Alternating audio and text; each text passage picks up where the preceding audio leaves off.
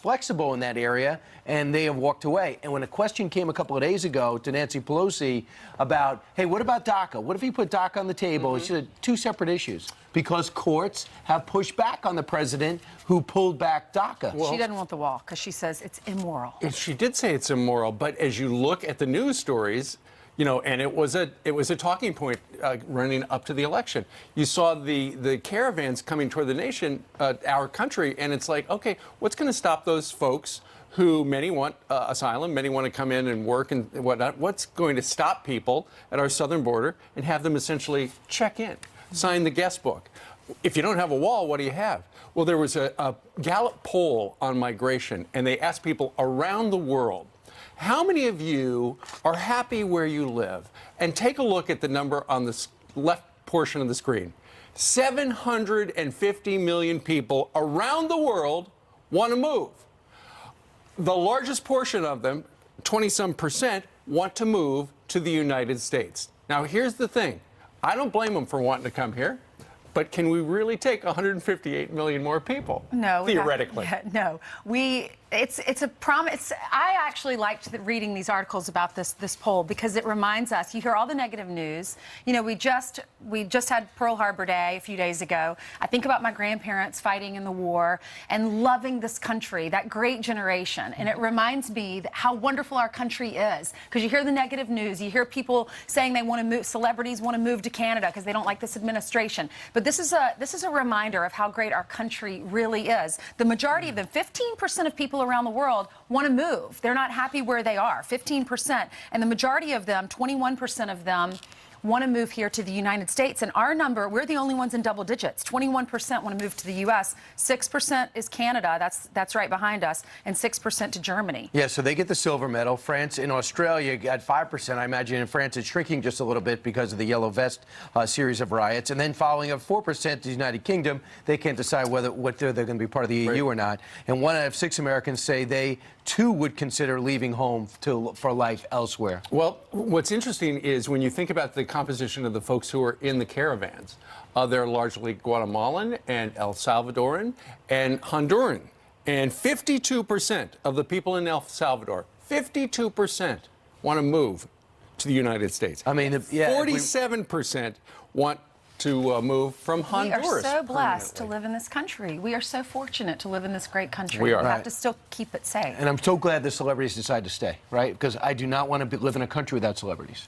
Because I am glad we were able to keep them. Well, here. the Oscars are coming up in they a couple of months. Let's see who's going to host it. Right, they have a robot host. Meanwhile, let's talk about the chief of staff of the president. He doesn't have one right now. He's got he has got one man finishing out the string. It's General Kelly, who, by the way, is being offered a lot of money to tell all for a potential book deal. I don't know if he's going to jump on it. But it was one thing is clear and refreshing. Mark Meadows, who's been mentioned as a contender, he's all in. If the president wants him, he'll take the job. Yeah, he was on Sean Hannity last night, and Sean asked him, would you want the job? This is what he says.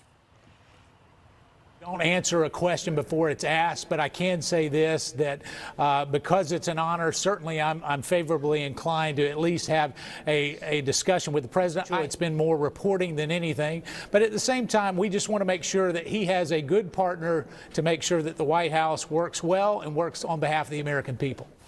Well, here's the thing. Apparently, shortly after Thanksgiving, Mr. Meadows put together a 28-page diagram, essentially laying out how the Republicans can fight the Democrats who are coming in to take over the House. So perhaps the president thought that would be a good game plan if he were the chief of staff. There have been a number of members of Congress, including Matt Gaetz, who've said he'd be great. Ann Coulter, I just saw one of her tweets, said Mark Meadows would be fantastic.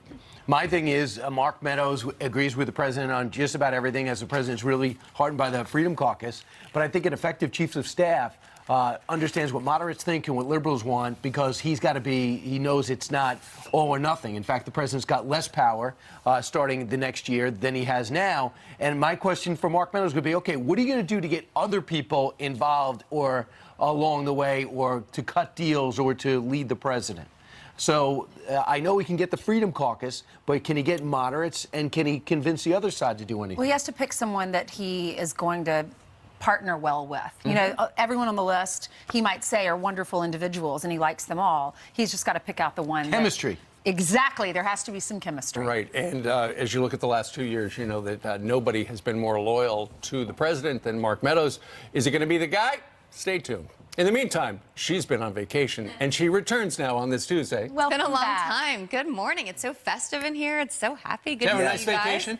Yes, it was very nice. Did you go thank anywhere fun? I went to Punta Cana and got sick the entire time. So Oh, no. it's fine. Didn't really come back with the tan, but it was a nice break. It was a nice break to sleep in. So Welcome back. thank you for Welcome asking. home. All right, let's get you caught up on some of your headlines right now, starting with this. And breaking overnight, 5 Marines missing after a military plane crash, now declared dead.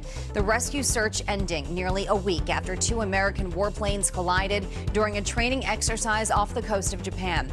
2 Marines were recovered. Captain Jamar Resusler died in the crash. Another crew member was found and is in fair condition. The cause of that crash is under investigation. Another Fox News alert now. More protests expected in France this morning after French President Emmanuel Macron breaks his silence. The French president promising to restore calm by any means necessary, including raising minimum wage and cutting taxes on overtime. Some yellow vest protesters calling the move nonsense and a, quote, charade. Google set for a grilling on the Hill today. CEO Sundar Pichai expected to face questions from the House Judiciary Committee over accusations of bias against conservative content on Google platforms. In prepared remarks, Pichai plans to tell lawmakers he leads his company without political bias. The CEO angered lawmakers by skipping a high-profile tech hearing back in September. And First Lady Melania Trump getting in the Christmas spirit. Today, she will attend a Toys for Tots event in Washington, helping young volunteers make Christmas cards and sort presents at Joint Base Anacostia Bowling. She's also donating 100 books to the Toys for Tots literacy program, which has given over 39 million books to children. So very good cause there. 'Tis the season. Yes, it is. Thank you very much. Thanks, All right, Julia. Julian. Well, you'd expect, by the way, you would expect the Google CEO to have all the answers. After all, he's Google. He Well, can't say, he I don't can know. look 'em up. He can look it up. He He doesn't can have Google. 'em. Let me Hold Google on. that a second. That should be fascinating to see how compliant he is. 12 minutes now after the hour. One Democratic governor in Oregon is budgeting for a battle with President Trump, setting aside, I'm not sure if I'll use budgeting next hour, setting aside millions in taxpayer dollars to defend illegal immigrants. One outraged sheriff in that state here to respond to the governor next. You could Google it and see I if will. you'd I'm rather gonna use see. another word.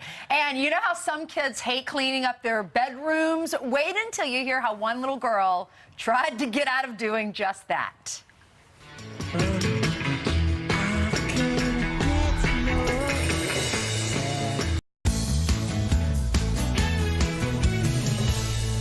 The governor of Oregon, Kate Brown, recently unveiled her budget proposal for the upcoming year, but you will not believe how she plans to use some of the money. She wants to spend $4 million suing President Trump and defending illegal immigrants.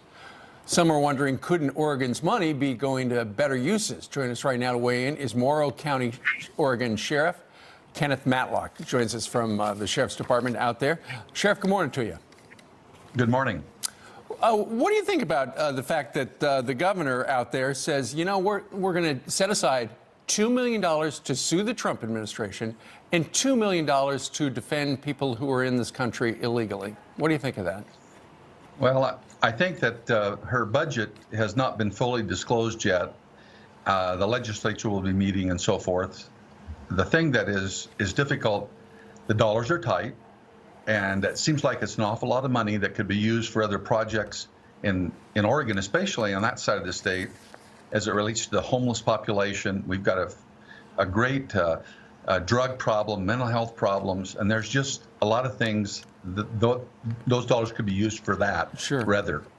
Well, I know the state would work in partnership with the Innovation Law Lab to identify who would get the legal help, and apparently the state did not do an independent analysis to determine the funding, but instead just agreed to their request for $2 million. They said, we could use $2 million, and rather than look into it, it sounds like they said, okay, we'll give you $2 million.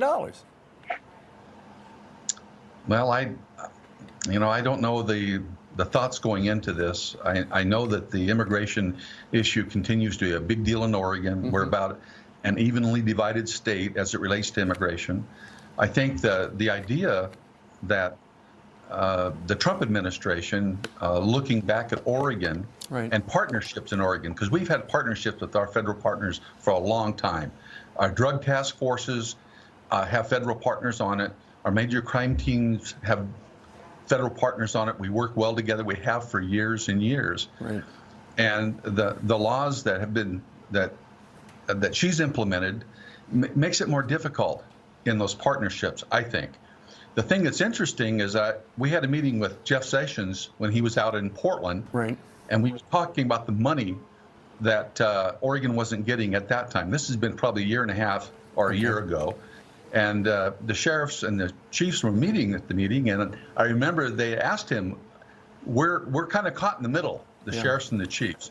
And it was interesting because they said, what you could do is be kind and just go ahead and let the grants go forward that they were going to lose. Sure. And he said, no way, I'm not going to do that. There has to be more cooperation. So I think it's cooperation. They want the grants, but they're not going to help the federal government in any way dealing with the immigration problem. Well, let's see what happens when the budget is finally voted on. Sheriff, thank you very much for joining us out there in Oregon, where it's 3:19 in the morning. Sir, thank you very much. You're welcome. All right. All right. So what do you think about that? Let us know. Friends at FoxNews.com. Also, we're on Facebook. Meanwhile, the mother of a missing mom making a desperate plea for help. Kelsey, we just want you home. Call us if you can, and we won't quit looking. A new clue in the search for that woman coming up. And a new study says /reach.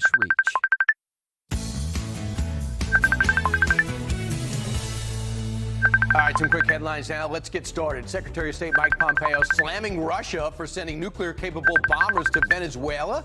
The planes can carry missiles with a range of 3,400 miles. Pompeo tweeting this overnight. The Russian and Venezuelan people should see this for what it is. Two corrupt governments squandering public funds and squelching liberty and freedom while their people suffer. I think we also should tell them to get that stuff out.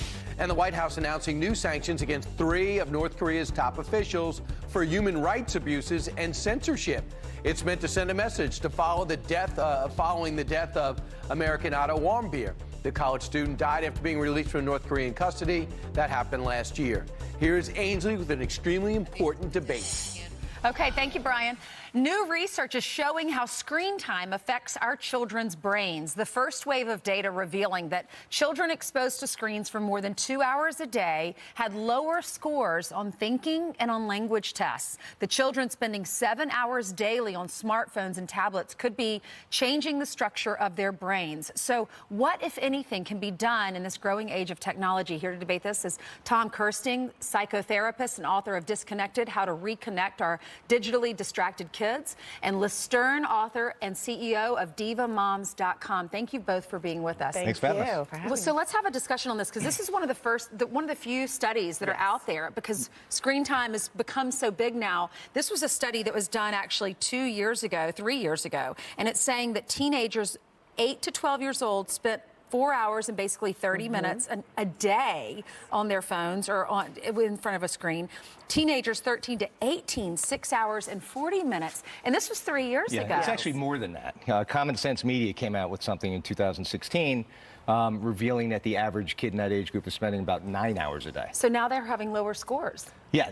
And what's happening now with the new study that just came out last week from the National Institute of Health is that they're finding that all of this screen time, it's preliminary evidence, is actually affecting the brain, the cortex area of the brain.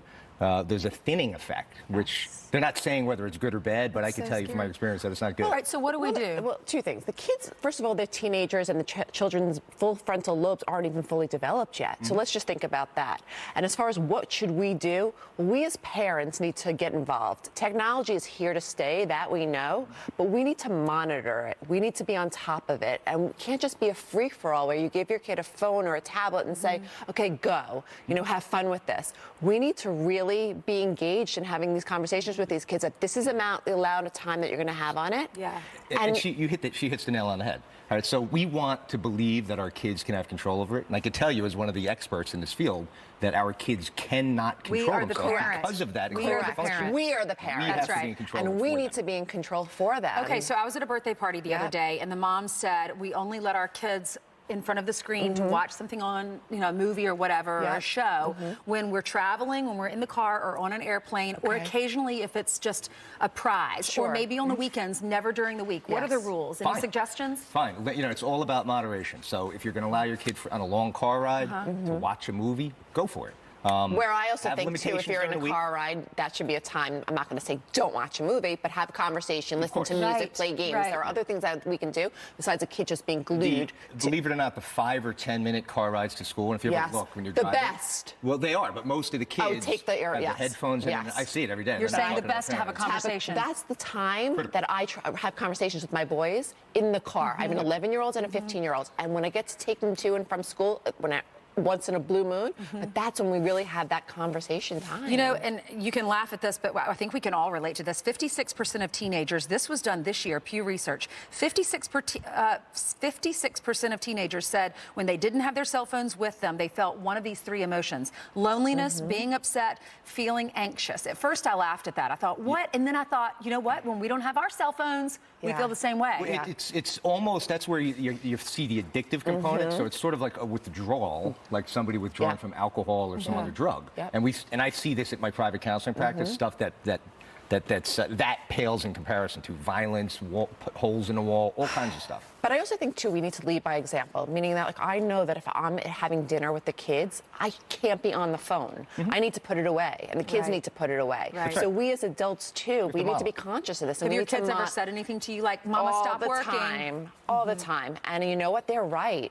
Mom, you got to disconnect. And and as much as it's hard, especially when you're on your own business and you're working and you're. You know what? And it's so so much easier when you're a mom and I'm with my daughter all day long. It is easier if you put Yes. the phone in front of her. Yeah. For an hour, you can have peace and quiet. You can cook your meal. You don't have her talking to you. But I've realized if you put in the effort and you give her a project or a Yes. paint set Yeah. or some sort of Crayons. Play-Doh, Yes. crayons. Yeah, they And that's- will be engaged. It takes more effort, but you're making them smarter. That's their natural habitat, play Yes. and creativity, Play. not staring at a screen. Yes, and that's something so important that we as parents, and I know it takes another extra step, and I know we're all so busy. But that's our job. That's our job, and we need to do that. Yeah, right. They have become the built-in babysitter, unfortunately. They have. Well, You're we right. need to change that around. All right.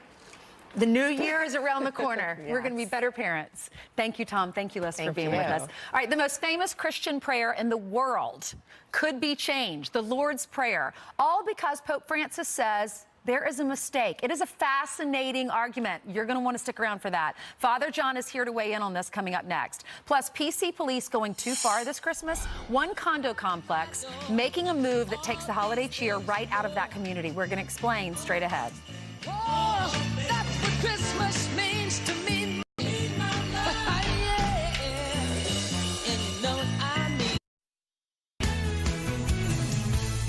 Original translation. Okay. It's an interesting choice to leave the music up during your read. That was, I wonder if we'll do that next hour. It's very appropriate. It's Christmas music, and we're talking about the Lord's Prayer. The change to the Lord's Prayer would switch out the line, lead us not into temptation, but instead replace it with, abandon us not when in temptation. Uh-oh. Here to Abandon weigh us, in- I should read that differently. Abandon us not when in temptation. All right, here to weigh in is Fox News religion contributor, Father Jonathan Morris. So, were you surprised to hear about this? Is this long overdue? You upset? You want me to be upset, I can tell. I know. Well, first of all, I think it's okay to be upset or to be anxious about the possibility of the Lord's Prayer being changed. Why? Because it's the prayer that unites Christians of every denomination. It's also touches on one of the most existential questions that people have. Father, how do I pray? And Jesus said, when you pray, pray like this. And then he said words. So the question should not be whether or not I think theologically it's better to say this or that, or whether the Pope thinks that Jesus should have said this or that. No, it's what were Jesus's words. And Pope Francis, I think, is bringing up a good point to say, let's make sure that we got the translation right, because even in modern day translations now, we differ on that particular area. Does God really lead us into temptation? Let's go back, for example, to the Latin. It's ne nos inducas in tentationem. You got that, Brian? Exactly. Yes. Okay. So the question is, what does that verb to induce or to lead actually, what's the best translation in each language? And the Italians have decided that it should be changed. That God doesn't, what Jesus was saying was not that God leads us into temptation. Because he would never do that. Because he would never do that, but rather, what is he trying to say? The danger, and this is why I don't think it'll be changed in English, don't worry, I do not think it's going to be changed in English, is to look back and say, well, Jesus was probably saying this. No, let's go back to the Aramaic. What would a Galilean speaking Aramaic, what was the word that he used, right? And then, of course, we have the translation from Greek, and then into Latin that I just mentioned, and then into all the modern languages. So what are they doing about it besides putting this out there? Is this something in the process? It doesn't seem something too hard to figure out. Right, so they had a long study on it, and then the Italian Bishops' Conference took a look at it and is going to propose to the Pope, it seems, to change in Italian. In Italian it goes, non ci indurre in tentazione. In English, it's do not lead us into temptation. But, for example, in Spanish, it says, don't let us fall into temptation. And even if you don't look at the translation, if you just know how the Lord works, it makes sense. When I read about this morning, that he would want to change that. Because when I first read about it, I was like, oh, gosh, they want to change the Lord's Prayer, really? Right. And then when you really think about it, lead us not into temptation, it's Satan that leads you into temptation. That's right. It's not the Lord. The Lord allows it. That's right. And we hope to be protected and be able to say no to that temptation. Defend us in the midst of temptation. Right, so it's saying now, don't abandon us when we Ainsley, I agree, and it makes sense. Right. But I would still say, great, but let's go back and make sure we're closest to the words of Jesus himself. And because, hey, Jesus knew what he was talking about. You know, when you grow up as a Catholic or you grow up as an Episcopalian, you say, lead us not into temptation, and then, no, the trespasses. We say trespasses, but then you go to a Presbyterian church and they say debts. Forgive us our debts as we forgive our debtors. Can you imagine what church is going to be like if they change this? We're all going to be saying different things. I know. That's why I said right at the beginning, I think it's a really important topic, and it's okay if we get anxious about this because it's a unifying prayer. But again, it's not what I think, it's not what you think, what Pope Francis thinks would be the nicest thing for the Lord's Prayer to say, but what were the words of Jesus? And in each language, we need to get as close as possible to those words. Will Donald Trump ultimately be the decider on this? That's a great transition. Right. Yes. Will he ultimately? Yes, I love that segue. He might weigh in. He might weigh in. I mean, he might tweet about it. In fact, it'd be a very nice thing. Let's not leave him in temptation to tweet this morning. You just did. Thank you very much. All right. Thanks, Thank Father. you, guys. Thanks, Father. How many languages do you know? I know the Lord's Prayer in the languages that I just said. No, I know. I speak Italian and Spanish. It's incredible. Very nice. Yeah. All right, it is 22 minutes before the top of the hour, and there's Jillian. I'm so glad you weren't wondering how many languages I know, Brian. You go with English. Clear of that. All right, let's get you caught up on your news, starting with this story. And the search for a woman missing since Thanksgiving is intensifying. Police say someone used Kelsey Barrett's phone in Idaho just days after she vanished in Colorado. Barrett's mother is pleading for help. Like I said, she doesn't run off, and someone knows where she's at. Kelsey, we just want you home. Call us if you can, and we won't quit looking. Barrett is a flight instructor with a 1-year-old daughter, and she's engaged to be married. Police have no suspects in her disappearance. The family of murdered mob boss Whitey Bulger will sue over his killing. His lawyer telling the Wall Street Journal he's bringing wrongful death and negligence claims against the government. The 89-year-old was beaten to death by other inmates hours after being transferred to a prison in West Virginia. Bulger had been serving a life sentence for 11 murders. Outrage as a homeowners association bans outdoor holiday decorations. Neighbors at a condo complex in Phoenix say the rule is ruining their festive spirit. It really did feel sad. Everybody here pays for HOA.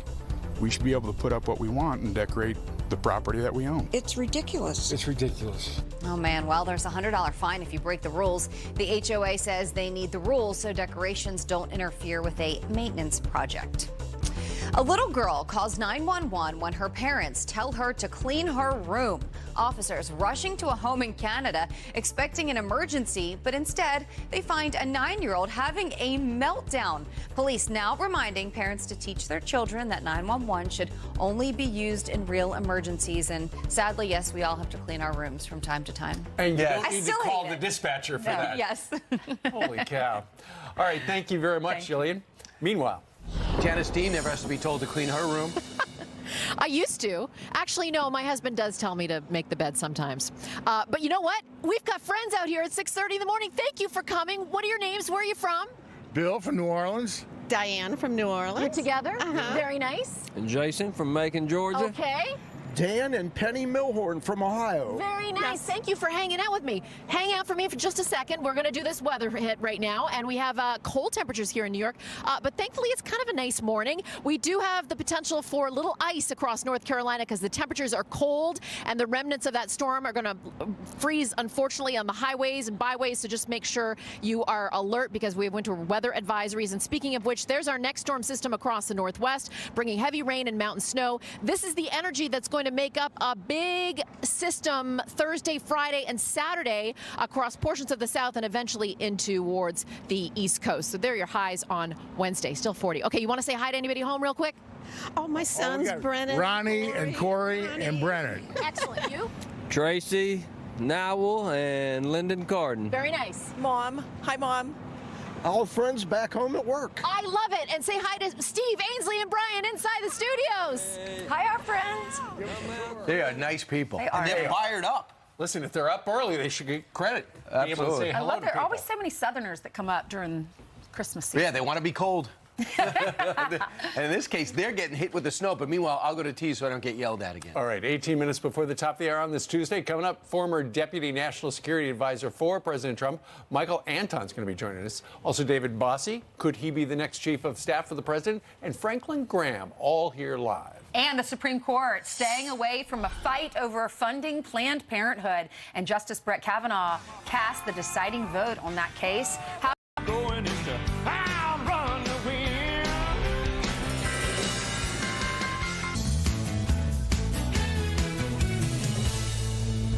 Good morning and welcome back. Time for some quick headlines now. A new study warns the older headlights are, the more dangerous they can be.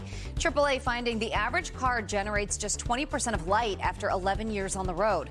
Sunlight can cloud or yellow the plastic that covers the bulbs. Experts say get the lights replaced. And Google Plus being pulled sooner than expected after a new bug exposes the information of 52 million users. Google will end the service in April instead of August as originally planned. This is the second time in 2 months Google reported problems with Plus. Brian? All right, thanks, Jillian. The Supreme Court staying out of a fight over funding for Planned Parenthood. They're staying out of it. The brand new conservative justice, Brett Kavanaugh, casting that deciding vote not to hear appeals from the two states who wanted to deny the organization, Planned Parenthood, from getting any public funding. Fox News senior judicial analyst Judge Andrew Napolitano says it was the right call. Well, I say that sometimes judges make decisions for reasons that are not apparent on their face. So a couple of basics. We all know that the country is divided into judicial circuits. The infamous, you were right the first time. the infamous Ninth Circuit on the West Coast, the Second Circuit here, the Third Circuit in New Jersey and Pennsylvania. When the circuits interpret laws differently from each other, then federal law means a different thing in different parts of the country. And that means that the Supreme Court should weigh in and resolve these differences. So the issue of whether or not Planned Parenthood can sue a state and compel the state to spend money against its will, against the will of its taxpayers, but in conformity with a federal regulation, means different things in different parts of the country. And there were a couple of states that did not like those videos that came out about Planned Parenthood and said, let's stop funding them. Particularly Louisiana. Louisiana's in a circuit, the Fifth Circuit, which says Planned Parenthood can sue you. Louisiana said, well, if we were in New Jersey, Planned Parenthood couldn't sue us, so let's take it to the Supreme Court. Pro-life colleague, Brett Kavanaugh, hey, what's going on here? So a couple of things here. Did Brett Kavanaugh vote this way to demonstrate to Dianne Feinstein that he's open-minded? I hope not. And Collins. Susan Correct. Collins says she feels vindicated. Correct. I mean, I hope he voted with intellectual honesty. That's why we give judges and justices, I once had this, life tenure, so they can be perfectly intellectually honest and not worry about what the politicians or the editorial writers or the TV commentators or the public All right, from think. a law perspective, how do you defend him? That this was not the right case to take. But I must tell you, there needs to be a resolution of this. Now, in my opinion, I'm with the state of Louisiana. They should not be forced to spend their money against their will. They should not be forced to fund Planned Parenthood. They should not be forced to pay for abortions. But they will be until the Supreme Court can address this. Roberts agreed with Kavanaugh, right? Yes, he did. So it was the 4 liberals plus, this is an odd combination, Chief Justice Roberts, who's the swing vote, and Justice Kavanaugh. But that dissent was very telling. Justices Thomas, Alito, and Gorsuch. Why didn't they take it, though? Why do they think that because people don't agree with spending money on this? That is a very good reason, Ainsley, and the Supreme Court has written a rule that says we don't have to tell you why we're not taking it. So there's no majority opinion. There's just the dissent from the Which three. is curious. Good to see you, Judge. Likewise, And you guys. work good on the first floor and the second floor. It's the first time I've seen you on this floor. Good job. Thank you for bringing me down here, No Brian. problem. It's the first, we're going to come back. Meanwhile, I got to tell you this. On a lighter note, Kevin Hart is out as Oscars host for his controversial tweets from years ago. So who's going to replace him? The Academy has a revolutionary idea. And guess what? Christmas is only 2 weeks away. Still need a gift for the special guy in your life? We have got all the gifts that he's actually going to want this year, like a man crate. Yes. Get me a box. Similar to Brian's man bag. Yes.